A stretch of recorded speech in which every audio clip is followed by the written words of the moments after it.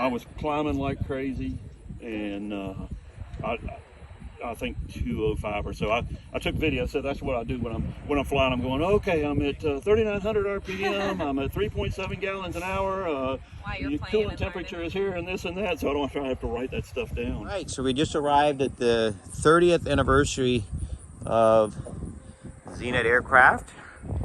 They are inviting people to be part of this great event. It's early, nobody's here yet, except we got early arrivals from your name, sir?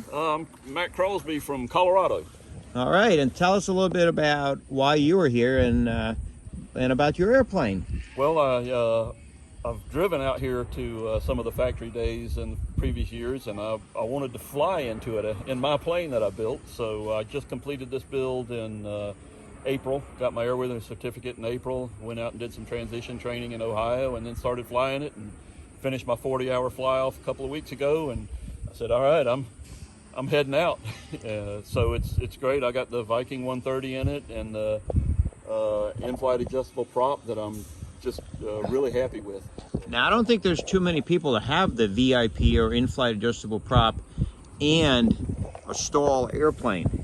So tell us about that, since that's kind of a unique thing.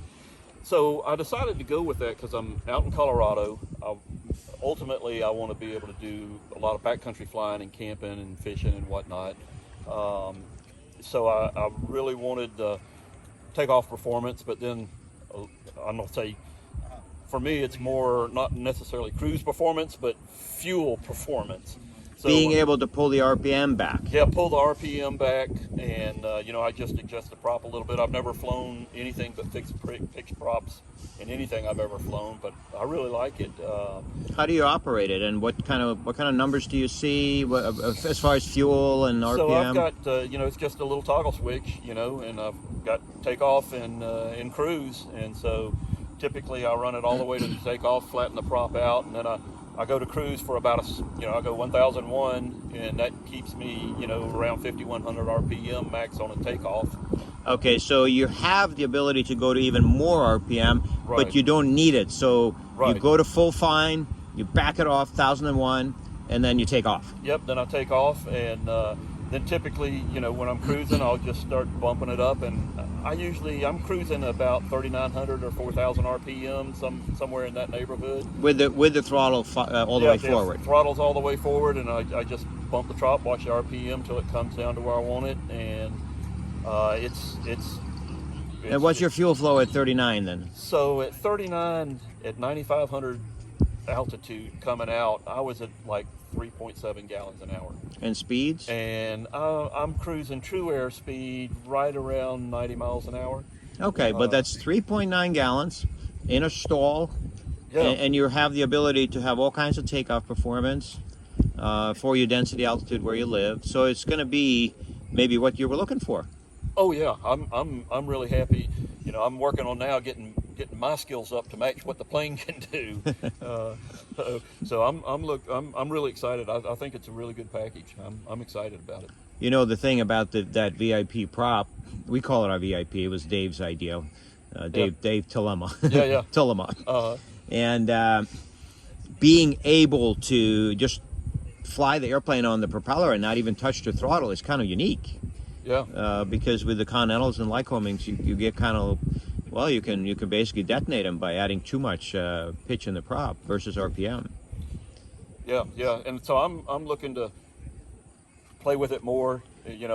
I'll put a GoPro in, and as I'm flying, I'll go, okay, I'm at 4,000 RPM, and I'm at this altitude, and here's my fuel flow, and here's my speed, and la-di-da-di-dee. So I can kind of start compiling, some records of it to write it down, because my memory's terrible. And then I'll know where I'm at. It's 3,900. And 3,900 just feels right. Mm-hmm. But I want to play around with it and go, okay, well, if I cruised at 4,300, what do I get? And what's the fuel flow? And, in this airframe, you're not going to go a whole lot faster. So right. To me, it's really more about the fuel burn. Yeah, exactly. Because if you're, if you have a thought about doing backcountry flying and airport jumping and all that, you don't want to be fueling all the time. You want to enjoy it and have the because at 3.9 or 4 gallons an hour, what do you carry? 30 gallons? Total 32 and a half. You know, I got the 2.5 Yeah, gallon so header tank and 30 in the that's wing. 10 hours worth of flying. Well, so yesterday, day before yesterday, I flew from Denver to Manhattan, Kansas. It's a 5-hour flight at 20 gallons of fuel. When I fueled it up, it was 20 gallons. And so I mean, I still had 10 gallons left to fly, but you know, I don't last that long. Right. No, I think the efficiency is definitely an advantage of your setup. Like, we were looking for efficiency too in our little 650 coming from Florida, and we can fly from Florida to here on 38 gallons. Wow. You know, so Yeah, that's all right. You total that out, and it's inexpensive. Yeah. But we're really happy that you were able to come here and that you wanted to come here. And I see you got your little tent city set up. Yeah. So now I'm kind of going, okay, what gear do I want to carry? Getting ready. So I'm hoping to get me ready the rest of this year and early next year, and then hopefully next, late spring, start doing some backcountry flying and camping, and then I'll know what gear I need to take and what I'm capable of doing in this airframe and engine. So. And what are you thinking about as far as the baggage compartment of your 750? Do you think it's what you need, or are you going to do anything different? Or I'm probably not going to do anything different. When I certified it at 1440. Yeah. I think it's capable of doing more than that. I'm sure it is. Typically, if I'm flying in the backcountry, it's just going to be me. So, when I came out here, I had, in the co-pilot seat, I had my clothes bag. I got my camping bag, my clothes bag. I brought a little power pack to inflate my mattress and a solar panel that I can recharge it with. So that's perfect. Well, there's plenty of room in the airplane. Oh yeah, plenty of room. Yeah, I had plenty of room in there. Now I am not into bags. My wife is. Things like that. But I want to show you something that she just got and that we used on this trip, and maybe it would be useful for you. Okay, good. Let's go take a look. Glad you like our duffel bag, honey. The only bag you ever got. Well, I want to show how it actually goes in the back of the 650 because it fits right Oh, back. it fits nicely. Yeah, all the way in the back here. It kind of works. And then, of course, the nice thing about it is, and I've never been excited about a bag before. But Well, it's like 4 So is this your compartment, and then these are Alyssa's? I get half of this he one. has And then two. from the split here and the zipper and on, she gets. But the neat thing is, you can pack for one day. And it has like compartments for shoes and all kinds of That's stuff. sweet. Yeah. So, Yeah, that's all right. Isn't that nice? When you get somewhere, you want to go see some moose or an elk, Really? you can make it a backpack. It really. Isn't that something? And how good does that backpack fit you, John? Oh, I love the colors. That doesn't look like it would fit, Alyssa that good, but He's definitely going to be the one carrying it. he's the mule, right?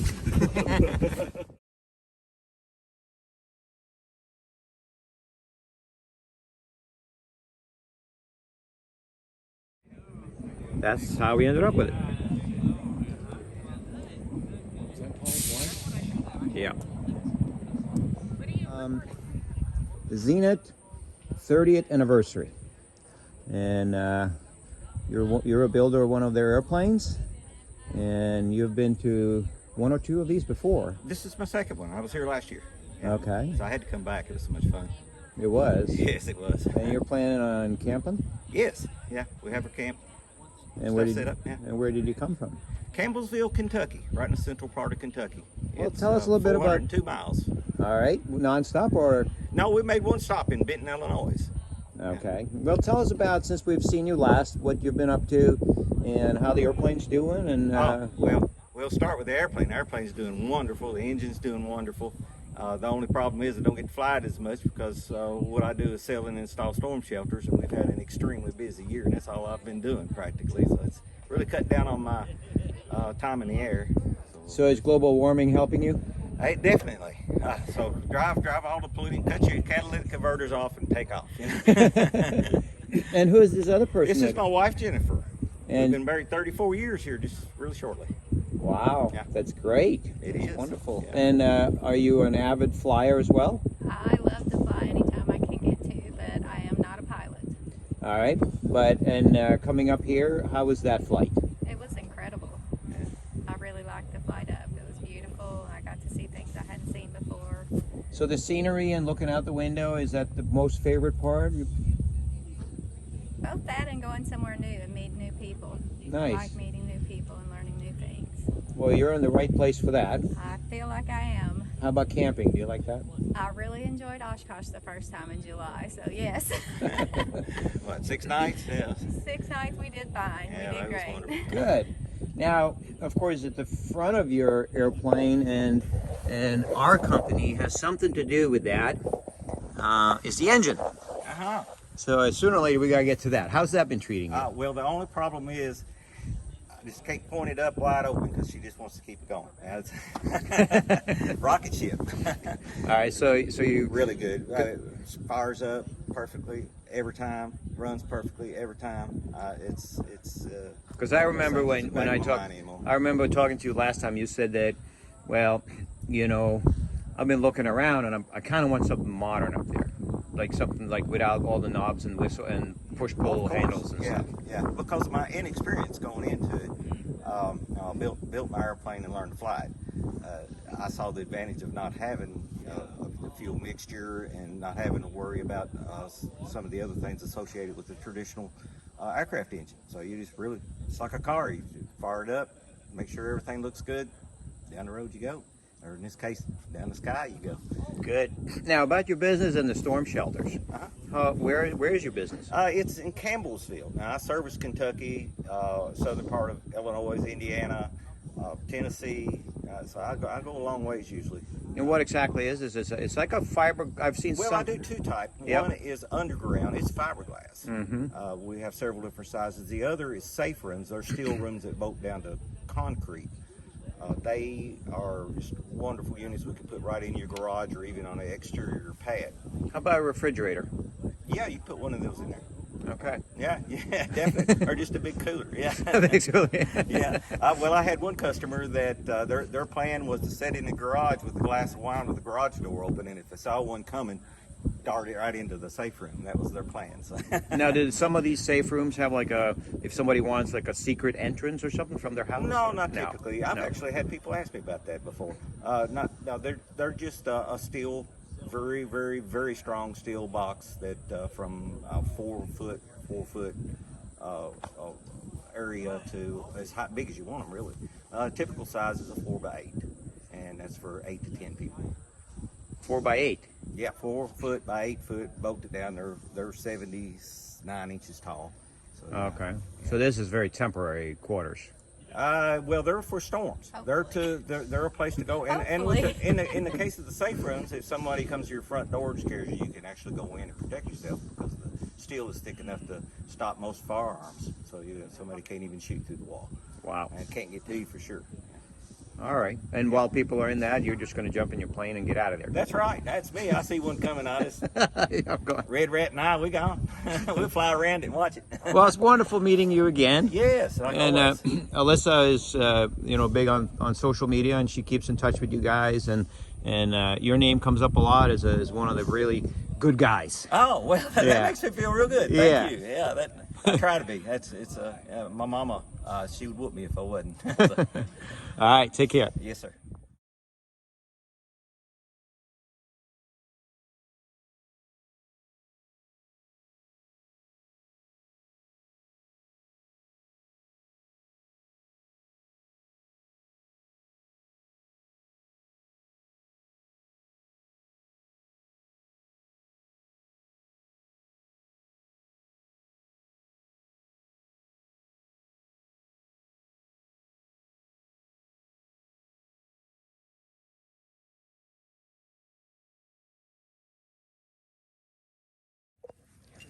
Zenith gathering and 30th anniversary. Anniversary. That's amazing. And what we got? We got 1, 2. We already got 3 Viking powered airplanes, and we got a few more coming. But you, I think, were here first. No, it was actually this guy here. He beat me by about. And he came all the way from Colorado. Yeah. And please introduce yourselves, and where did you come from? I'm Darren Towers. This is my wife Lois, and we are from Shady Shores, Texas, which is just south of Denton, Texas. And Shady Shores. So there's an ocean there. there's There's a a lake. There's a lake. No ocean, just a lake. We're right off Louisville Lake.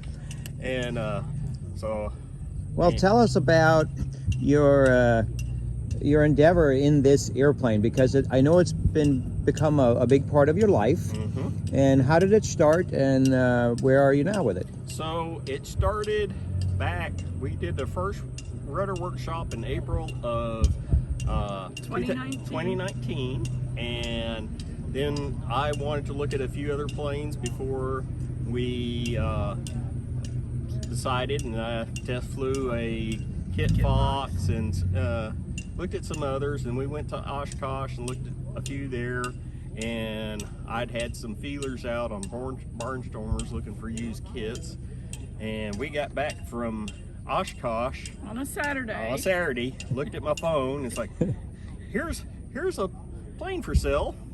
Here's It's a been- partial kit for sale in Florida. It's been started, but not near finished or anything, so we hopped on a plane, I think that next Monday After Oshkosh. Flew to Florida. Picked up a U-Haul truck. Went and picked up the kit and got it back by the end of the week. Yep, and then So you had done your research, and you knew now this is a this is a deal. We need to get this one, and you did it. And Yep. then at the homecoming, we came up here at the homecoming, and I decided to go ahead and purchase the Viking engine. We Okay. visited with the Viking team at Oshkosh that year too. They were the only ones that would talk to us.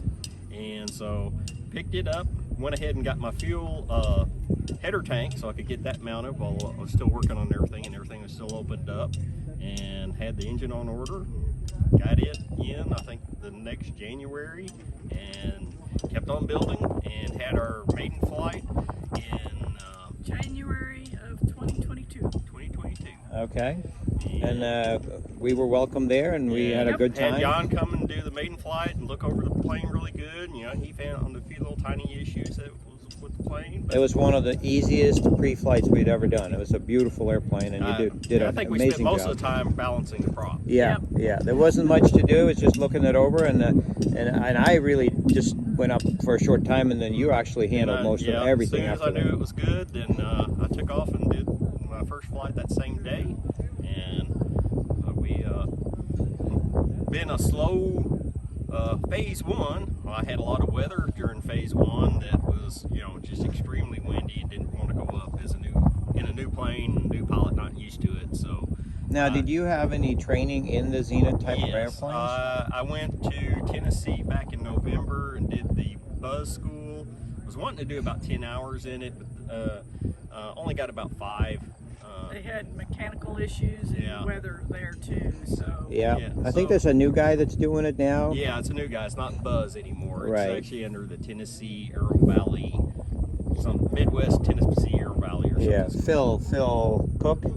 No, it's not Phil No. Cook. No. no, It's just whoever owns it. Phil Cook actually does.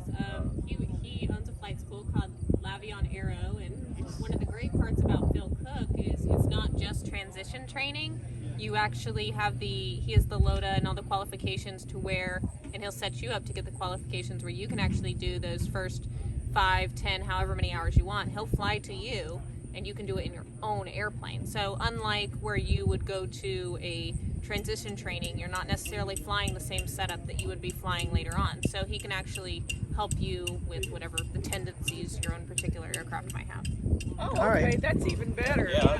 He'll come and help you learn to fly your own Yeah. plane. Yeah, your own Legally, plane. So it it's differs. Wow. because they're always a little bit different between each plane. But Yeah. Yeah. definitely Zenith's, especially the stall flies completely different than like a 172, 152. So you would recommend people get training? It's a Definitely. must. Yes. It really is. 'Cause Well, it's not a difficult plane to fly. It's No, it's just not different. difficult. It's just different. Right. If you flew a 152 or 172, the way you land this, you probably would be skipping across the runway for, the whole length of the runway and never would, the great thing about these is they slow down. And I like that. I like being able to, throw in a little bit of flaps and you go from coming across the threshold at 75, 80 miles an hour to, it drops to 60 just like that. And then, you're on the ground. You don't even get a chance to see how fast you're going.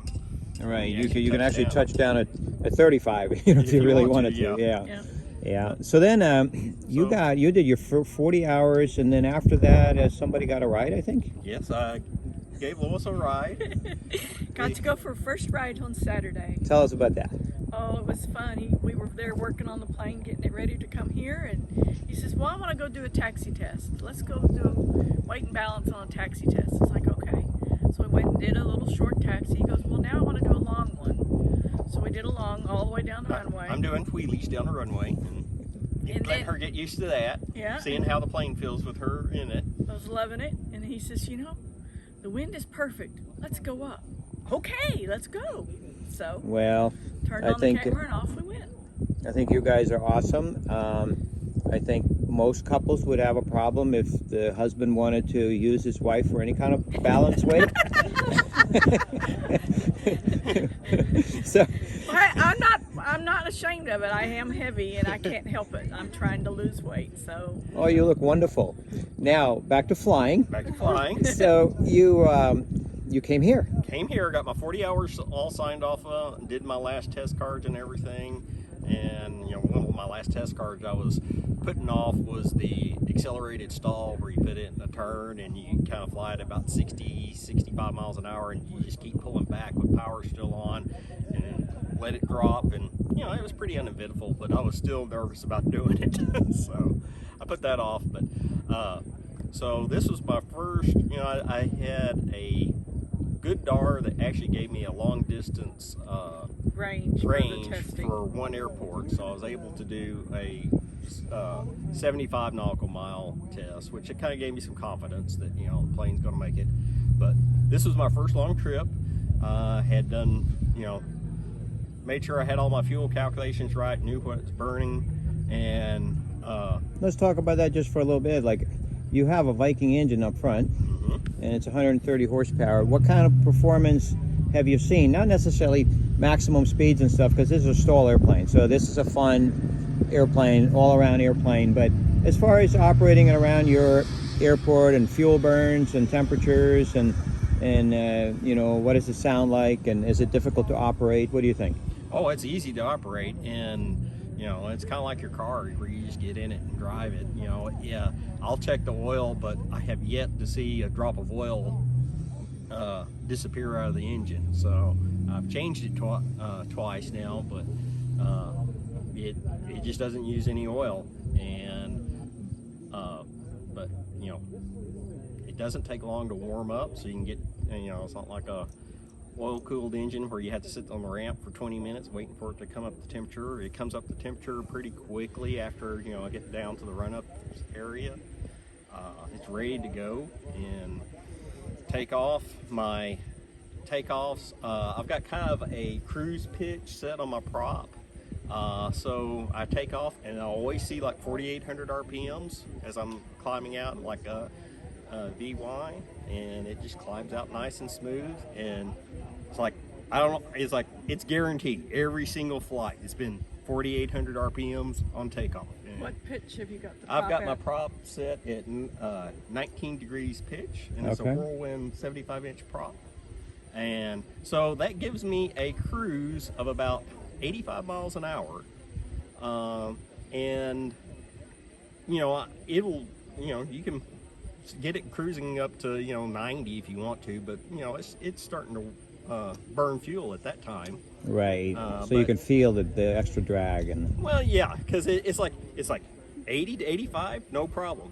85 to 90, it's like, okay, now it's like you're just putting gas in it. You're not. And then let's talk about your flight here, your preparation and your flight here. So, you told me it went fine, and you had some tailwinds. Yeah, I had some tailwinds. It's 452 nautical miles roughly. I stopped for fuel in a little town called Telequade in Oklahoma, kind of the north corner, and took a break, went into town, got some automotive fuel, found some, pilot was nice enough to tell me that there was one station that had some ethanol free, so I went and got that. Yeah, now that's not necessary, Yeah, but you just wanted to go the extra mile and just go the extra mile, and You know, Yeah. Sure, it had the right. Right. and That's so perfect. You know, I could have done that, and I could have also run some 100 low lead, but I really wanted to go ahead and just keep running the automotive fuel because that's the only thing I've had in it so far. Right. As far as the option of 100 low lead versus car fuel, yes, 100%. If you can use car fuel, it's a car-based engine's a lot happier. And that's true about everything that runs, like the Rogue Taxis, UL, Jabbers, they don't like the lead. So if you can stay away from it. And the good thing now, of course, is that they're getting more towards maybe having something available for us. So, you know, here we're Mexico, Missouri, I know that they have MoGas, so that's a plus. I don't have to go into town and get gas. Right. But anyway, I went into town, took my little 2 fuel jugs, got 10 gallons of gas, came back. I had a little bit left over at the airport, and I brought probably 2 gallons with me, so I dumped 2 gallons in, and then I ended up having about 1.5 gallons left. So from Decatur, Texas to Telequade, I used right at 10.5 gallons. Okay. And that was really good. And then I took off from there, and I stopped at a little hangar cafe, and that was really nice. It's in Kingsley. It's right off the airport. Kind of a real narrow Grass strip. well, it's grass, and center part is asphalt, and it's just about as wide as the landing gear. So Okay. that was a fun trip to land there. It's kind of a test to see can you get it on the center of the Of the runway. runway, because I've been landing on big runways so far. Now, what do you figure your total fuel usage from Texas to Mexico, Missouri? So I've got, it looks like from the gauges, I haven't dipped the tanks yet, but it looked like I had 10 gallons in the right tank and about 8 gallons in the left tank from the way my fuel gauges read. So left over. left over. So that means your total usage was about 20 gallons, 22 gallons. All right. So you can fly from. No, let's say 25 gallons. Yeah. So that was really good, because my original estimate was, 4.5 gallons an hour, and then I'd use like right at 30 gallons. So traveling in a STOL airplane from your place in Texas to Mexico, Missouri for about $200. Yeah, less than that really. Yeah. But yeah, and fuel really went well, because there was even one of the after I'd taken off from the little airport in Kingsley, I kept looking at my gauges, and it's like they're still right at full. And it was only like a hour flight from Telequade there, but I'm taking off and I'm looking. I'm actually getting nervous if my fuel gauge is working, so I actually kind of dove and pulled up and got the tank kind of sloshing, and it's like, yeah, sure enough, I could see the gauges go up and down a little bit, and then they went right back to where they were. And it's like, okay, this thing is not burning gas, because I was originally planning on a possible stop between the southern Missouri to here, just for safety backup. And I'm getting across the Ozark Lakes, Lake Ozark, and that was really pretty. And it's like I'm looking at the gauges. It's like, okay, I can make it. It's not burning that much fuel, and Off you go. off I go. All right. And what's the future looking like? Are you guys planning any trips together coming up? We hope to go to Ranger, Texas. Ranger, Texas. They Okay. have a antique fly-in. It's in October. And it's kind of like if you took the antique plane part from Oshkosh, it's kind of like that. So It's always a lot of planes. yeah, the and weather's they just- good. He's restoring a Jenny aircraft. and Nice. He has a Travel Air that he does biplane rides in, Yep. which is a lot of fun. And that's one of the things Yeah. that got me back into flying, because I'd flown, with some friends back when I was in college, and did like a discovery flight way back even in high school, and it was like always sitting behind a 172. And Right. it's like you take off, and it's like, okay, the takeoff was fun. Now we're just kind of sitting there in the air looking at a dash. We went The for Zenith- a biplane ride, and it was like, This low and slow is nice. Now tell us a little bit about what parts you have. Of course, I know you've been very supportive and your help, but you also do something else. You do a little bit of moderating on Facebook and you're part of the Texas Experimental Aircraft Group. Yeah, I help Bill Fahey. If I see a air show or a fly-in pop up somewhere in Texas or Oklahoma, I try to share it there for everybody. And And there's also like a female group as far as Viking owners, I think. You guys? No, I haven't. Well, there's not a Facebook. We talk to each other. Yeah. Yeah. Yeah, the Facebook. wives get Well, together. not on Facebook, but No.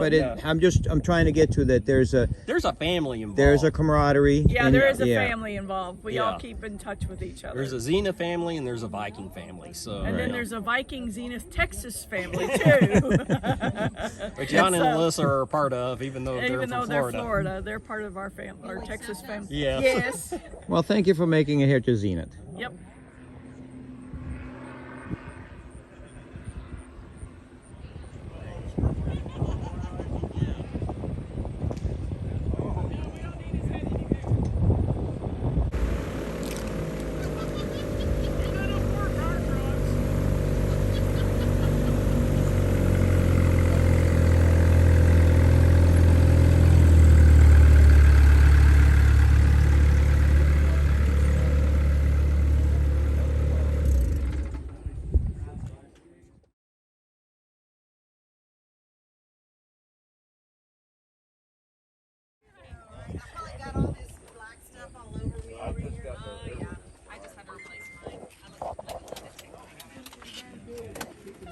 Welcome to Zenith.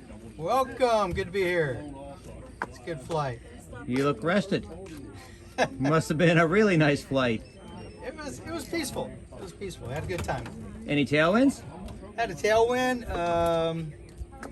Yeah, it was just hazy. It was just hazy. But the weather was nice, smooth. No complaints. Glad to be here. Just get it done every month. Good start.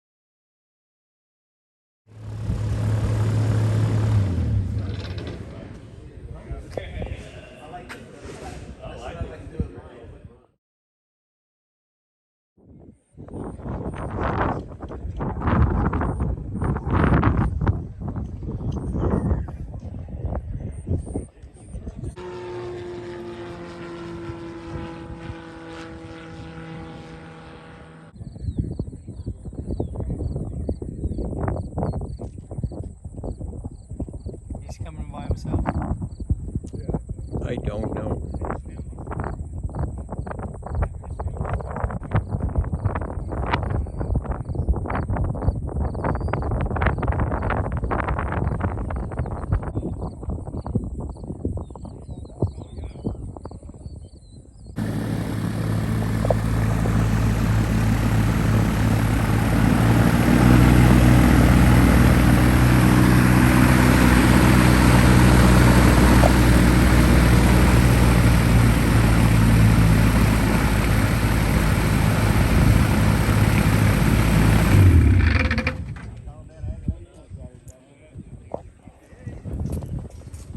You have to explain yourself, sir.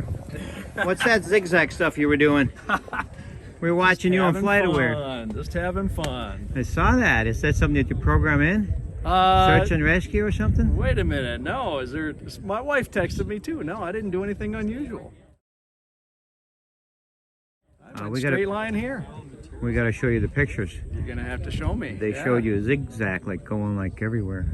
Well, nice seeing you again. Yeah, good to see you. And how was the flight? Great, great. Yeah? Smooth as silk the whole way, you know. So And where did you come from, sir? And what's your name? Grand Rapids, well, actually Zeeland, Michigan, so near Grand Rapids. Phil Cook, and Okay. just flew here. About 4 hours of flight time. So And you were bucking like all the Texas guys had tailwinds. You did not. I did not have tailwind. I had a headwind. So Yeah. but not too bad. Trued out at 103 knots the whole way. Ground speed varied, but Okay. it wasn't too bad. So, Well, thanks for showing up. It's the big one, 30th anniversary at Zenith. yeah, looking forward to it. Yeah, we'll have fun. When did you get here? He's been here for I snuck in. Joe, he's filmed in the Yeah, I snuck in. Yeah, Good in to see you. Mexico. Good to see you. Darren. She had to stay with the kids. Yeah. She had to stay with the kids. This was kind of a I don't know. short notice, like, okay, yeah, let me go ahead and do it. Well, you have a beautiful airplane. We've looked at it before at Oshkosh. Anything new? Have you? I know you have a Viking engine in there, and I know you use the plane to travel for kind of work flight now. training. Flight Yep, training. that's a portion of what I do now. Is I travel all over the place, helping people fly their Zeniths, and I fly my own Zenith when I can. and help them with their phase 1 flight testing and the transition training in the Zenith. Okay, well, I know that Alyssa deals with a lot of our customers, and they're always looking for someone like yourself, and she's recommending it. And I appreciate that. Well, the feedback's been positive. People so. they really love what you do, and it's a unique service where you actually travel to the person, right, to the customer. Absolutely, yeah. Have them fly in their own plane. There's no better plane to transition train in than your own, especially with experimentals, because there's so many variances between the avionics. You can go dual stick, center stick, brake setup, brake effectiveness, tire sizes. All of that changes the way an airplane flies. So the best plane you can train in is always going to be your own airplane that you're building. So I'm encouraging people to say, don't go out and waste your money trying to get transition training in an airplane that's going to be nothing like your own. Now, usually though, if you go to someone, that airplane's never flown before. Yep, and that happens a number of times. Yes. And who then does the first flight? Well, depending on the loading, the size, the kind of the configuration of the airplane, we may do it together. So how well proven the engine is. If it's a engine being broken in, then I encourage them to at least let me do the first test flight. And let's take it easy on it. But I would rather much have the person who builds the plane participate in that first flight. Nothing better than to be the first person to fly your plane that you built, but with expertise along with you to make sure that you're safe. Right, which is opposite of the thinking a few years ago by most people, including I think the FAA, and now this is the new thinking, and clearly you're right. Having expertise and someone to help you is the prudent way to do that. Right. And then, of course, what you mentioned, the FAA has a good program, the AC 90-116, which provides the guidance around how you can take an additional pilot with you. Unfortunately, the qualified pilot who can participate in that phase 1 initial flights, so the phase 1 flight testing, are very, very stringent, and I just happen to meet those criteria. So. And you have, other than to do this, you built a Zenith cruiser. And it's a beautiful one, and it has a wonderful wrap on it, and we've talked to you about that before, and I'm sure a million people are going to ask you about that here.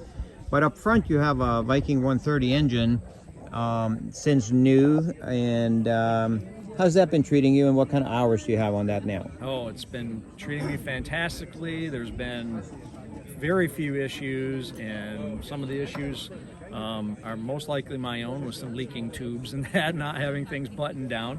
Other than that, there's only been one minor issue. We got that taken care of, but it's been smooth as silk. I mean, probably the absolute smoothest engine I've ever flown behind.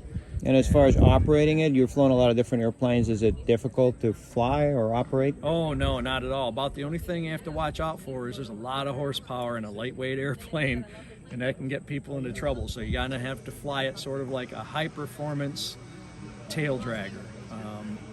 Is about what I refer to flying the Zenith, especially with a high-performance engine like this on it. Okay. It can get you into trouble if you're not careful. So.